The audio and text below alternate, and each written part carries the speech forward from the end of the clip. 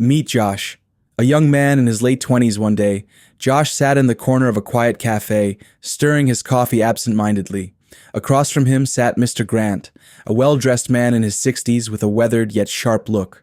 Josh had heard about him before, a retired businessman who once built a multi-million-dollar company before stepping away from the game. "I don't get it," Josh admitted, setting his cup down. "I have the perfect business idea, but everyone keeps telling me that's not enough." Mr. Grant chuckled. "Ah, the perfect idea?" He leaned back. "Son, I've met hundreds of entrepreneurs who thought the same thing. Most of them, they failed." Josh frowned. "Why?" "Because success isn't about the idea. It's about execution." Mr. Grant tapped his fingers on the table. "Tell me, what's your idea?" Josh leaned forward. "Custom sneakers. High quality, handmade, and eco-friendly." "I've always loved sneakers, and I know there's a market for them." Mr. Grant nodded slowly. "You love sneakers. That's great. But let me ask you this. How many people do you know who love restaurants and still go out of business when they open one?" Josh hesitated. "A lot, I guess." "Exactly." Mr. Grant took a sip of his tea. "Let me teach you something. Passion isn't enough. That's the first mistake new entrepreneurs make." Josh leaned in. "Then what should I do?" Mr. Grant smiled. "You listen. You learn. And you avoid the 10 mistakes that kill most businesses before they even start." Josh nodded eagerly. "Good," Mr. Grant said. "Then let's begin." Josh crossed his arms. "But isn't passion important? If I love sneakers, shouldn't that drive me to succeed?" "Passion is great," Mr. Grant said, "but passion alone doesn't pay the bills." Josh looked confused, so Mr. Grant continued. "Years ago, I knew a guy named Danny. He was obsessed with vintage vinyl records. So he took his entire life savings, $50,000, and opened a record shop downtown." Josh's eyes widened. $50,000? "Yes," Mr. Grant nodded. "He stocked rare records, hired staff, and even designed a beautiful store. But there was a problem." Josh waited. Nobody wanted records. Streaming had already taken over. Josh's stomach sank. So he lost everything? Every last dollar. Mr. Grant leaned forward. "Because he built a business based on passion, not demand." Josh exhaled. "So, how do I know if people actually want my sneakers?" Mr. Grant grinned. "Now you're asking the right question." He pulled out his phone and opened Google Trends. First, check the demand. If sneaker searches are dropping, that's a warning sign. He then opened Amazon bestsellers. Second, check what's already selling. If big brands dominate the space, it'll be harder for you to break in. Finally, he opened TikTok Made Me Buy It. And third, see what's trending. If sneakers aren't going viral, your marketing costs will skyrocket. Josh took notes furiously. "So you're saying, passion is great, but I need proof that people actually want my product?" Mr. Grant nodded. "Exactly. That's how you avoid mistake number 1. Josh stared at his notes, his mind racing. He had a lot to rethink. Josh showed up at the cafe the next day, excited. "I did it," he said. "I researched my market, and there's definitely a demand for custom sneakers. I'm moving forward." Mr. Grant smiled. "Good. So what's your plan?" "I'm going to design the sneakers, manufacture them, handle marketing, run social media, answer customer service emails, and..." Mr. Grant burst out laughing. Josh stopped. "What's so funny?" Mr. Grant wiped his eyes. "Son, you're making mistake number 2, thinking you can do everything alone." Josh frowned. "But I'm just starting. I can't afford to hire people." Mr. Grant nodded. "Neither could I when I started. But here's the thing. Entrepreneurs who try to do everything themselves burn out and fail." Josh hesitated. "But if I don't do it, who will?" Mr. Grant took out a napkin and drew 3 words. Time, skill, money. In business, you either spend time, skill, or money. Josh leaned in. When you start, you might not have money, but you have time. You use that to outsource low-skill tasks, like hiring a freelancer for logo design instead of spending weeks learning Photoshop. Josh nodded. "And when your business grows, you'll have money, so you'll pay people to do more of the work for you." Josh thought about it. "So instead of doing everything, I should focus on the parts I'm good at and delegate the rest?" "Now you're thinking like an entrepreneur," Mr. Grant said. Josh grinned. Josh showed up more confident the next day. I'm launching my store next week. Mr. Grant raised an eyebrow. Have you done market research? Josh hesitated. I looked up some stuff. Mr. Grant shook his head. That's mistake number 3. A lack of research is why businesses fail. Josh sighed. Okay, so what do I need to do? Mr. Grant held up 3 fingers. 1. Who are your competitors? 2. What do your customers actually want? 3. How much are they willing to pay? Josh bit his lip.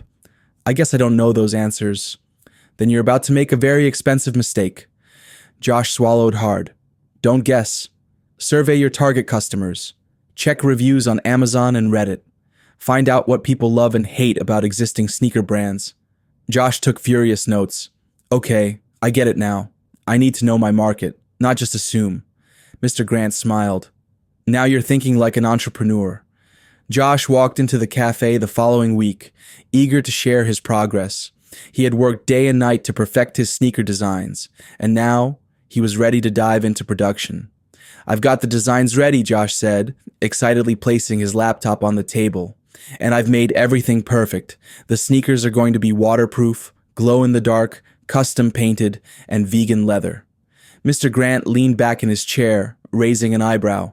Isn't that a bit much? Mr. Grant asked. Josh paused, unsure. What do you mean? The more features, the better, right? Mr. Grant chuckled. Let me tell you a story, Josh. Back in the early days of my first business, I was so focused on making the perfect product that I overlooked the most important factor, the customer. Josh tilted his head. What happened? Well, I was building custom smartphones. This was before the iPhone. They were supposed to do everything. You could send emails, stream music, navigate, and even track your heart rate, all on one device. I thought it would be a game changer. Josh's eyes widened. That sounds amazing. It was amazing, in theory. But the problem was, we overcomplicated the product. Mr. Grant sighed. People didn't want a phone that did everything. They wanted a phone that was easy to use, fast, and reliable. They didn't care about tracking their heart rate or syncing it with their TV. Josh frowned. So you're saying I shouldn't make my sneakers all these fancy things? Mr. Grant nodded. Exactly. Your first product should solve one clear, specific problem, not 20. You want people to see your sneakers and say, I need these. Josh thought about it for a moment. So, what should I focus on? Which features do I really need? Mr. Grant leaned forward. Let's talk about priorities. When you launch your first product, ask yourself, what is the one thing my customer is willing to pay for? For example, in your case, it's comfort and style, maybe even sustainability, but keep it simple.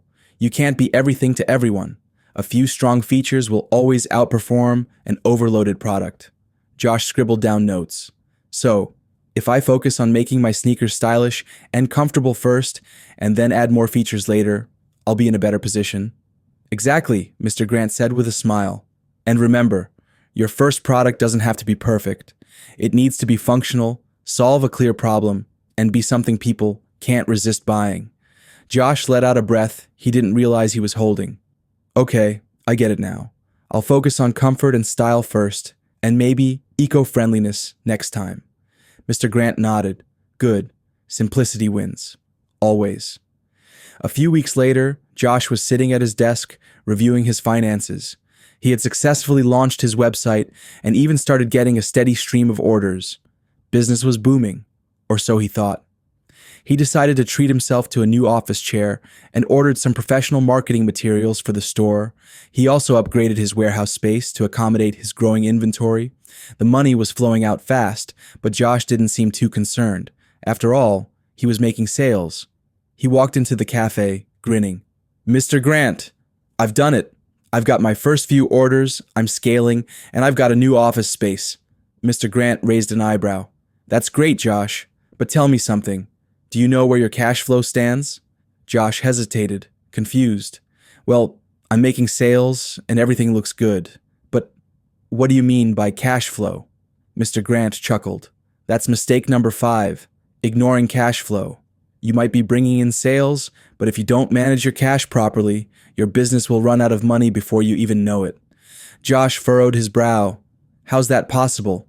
I'm making sales, so I should be doing okay, right? Mr. Grant shook his head. Not necessarily. Revenue is just part of the equation. What matters is how much cash you have left over after paying for production, shipping, advertising, salaries, and everything else. You need to know when to spend, when to hold back, and when to reinvest in your business. Josh slumped in his chair. I didn't realize I needed to manage cash flow like that. I just bought all this stuff thinking it would help me grow. Mr. Grant nodded. That's a common mistake. It's tempting to invest in fancy marketing campaigns and nicer office spaces when the money starts rolling in. But you need to be frugal, focus on essentials, prioritize spending, and keep your expenses low until you can scale effectively. Josh's mind raced. Okay, but what do I do now?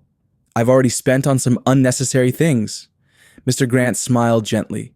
First, track your expenses. Use tools like QuickBooks or Wave to categorize every dollar that leaves your business. Then, make sure you're not spending more than you're bringing in.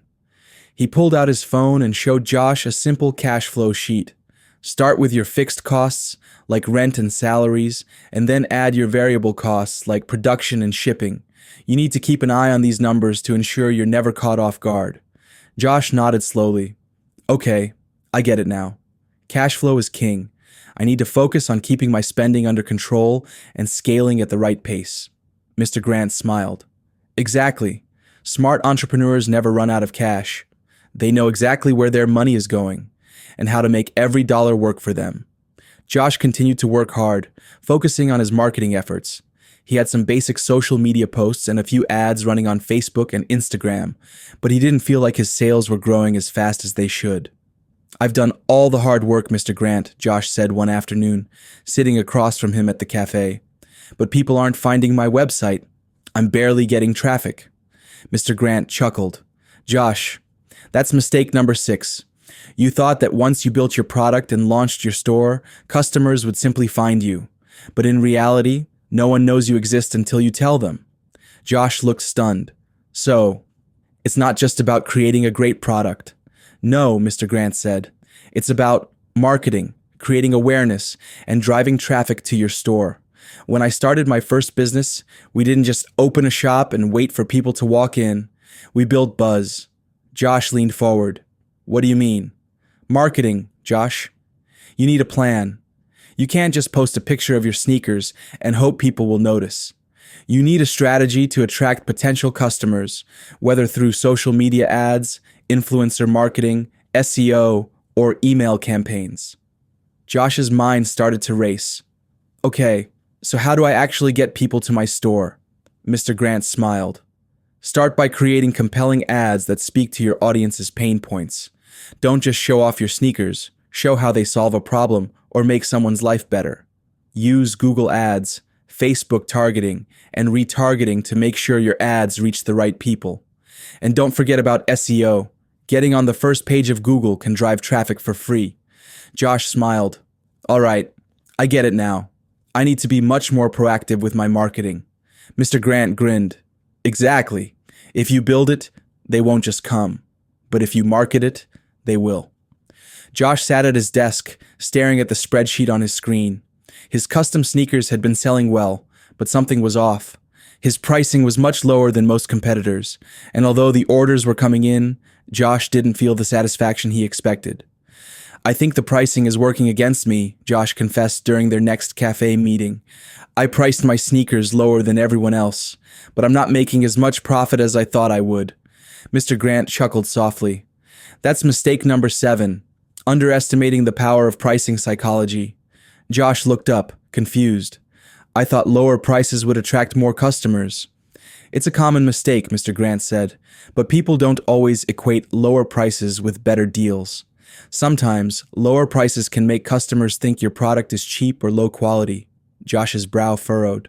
But I'm trying to be more affordable, Mr. Grant nodded. I understand. But let me tell you about luxury brands. Have you ever wondered why a brand like Apple or Rolex can sell a simple product for 10 times the cost of a regular competitor? Josh paused. I've always wondered that. Actually, isn't it just about the brand? Exactly. It's not just about the product. It's about perceived value. People believe they're getting more than just a phone or a watch. They're buying an experience, a status symbol. They trust the brand because it exudes quality, craftsmanship, and exclusivity. Josh's eyes widened as Mr. Grant continued. When you price your sneakers too low, you're telling your customers that the product isn't worth more. You need to price it to reflect the value you're delivering. Josh swallowed hard. So, what do I do now? Raise your prices. Start positioning your sneakers as a premium product. Emphasize quality, comfort, and eco-friendliness. Build value in your brand by telling a story, by showing that your sneakers are not just shoes. They are the result of thoughtful craftsmanship and sustainability. Josh thought about it. But won't I lose customers if I raise the price? Not at all, Mr. Grant said confidently. You're not just selling shoes, you're selling a lifestyle. When you raise the perceived value, customers will understand that they're not just paying for sneakers, they're paying for something that's worth their money. Josh nodded slowly. Okay, I get it now. Price isn't just about competing with everyone else. It's about showing the worth of what I'm offering. Mr. Grant smiled. Exactly. Perceived value is everything.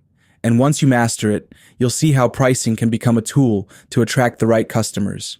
Josh was feeling confident after their discussion about pricing, but then, as he sat down to design his next marketing campaign, he realized something. His ads were targeting everyone. He wasn't just aiming at people who cared about comfort and style. He was trying to sell to anyone who wore shoes. He walked into the cafe a few days later, looking puzzled.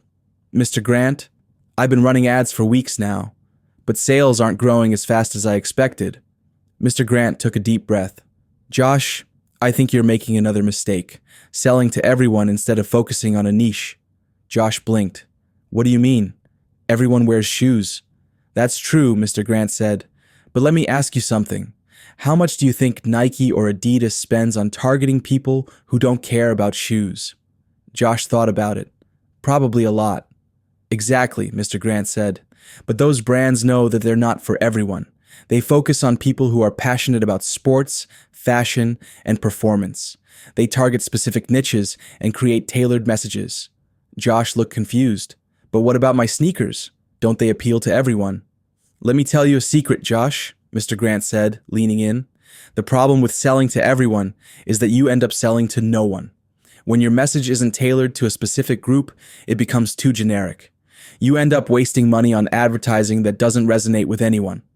Josh felt a pang of realization. So, what should I do? Focus on a specific group of people, those who are willing to pay for your product because it solves their problems or aligns with their values. You could target people who are interested in eco-friendly products, those who are passionate about sustainable fashion, or those who want comfortable shoes for long hours at work. Josh nodded, understanding the lesson. So, you're saying I need to narrow down my audience instead of trying to appeal to everyone who wears shoes? Exactly, Mr. Grant said. The key to success in business is finding your tribe. People are more likely to connect with a brand that speaks directly to their needs and interests. Josh felt a sense of clarity wash over him. I get it now. By narrowing my focus, I can build a loyal following and provide a much stronger value proposition. Mr. Grant smiled. Good. Now you're thinking like a true entrepreneur. A few months passed, and Josh had started to see some real traction with his business. He'd refined his marketing strategies, increased his prices, and found a niche market. But there was still one problem. He had begun to feel frustrated with the slow progress.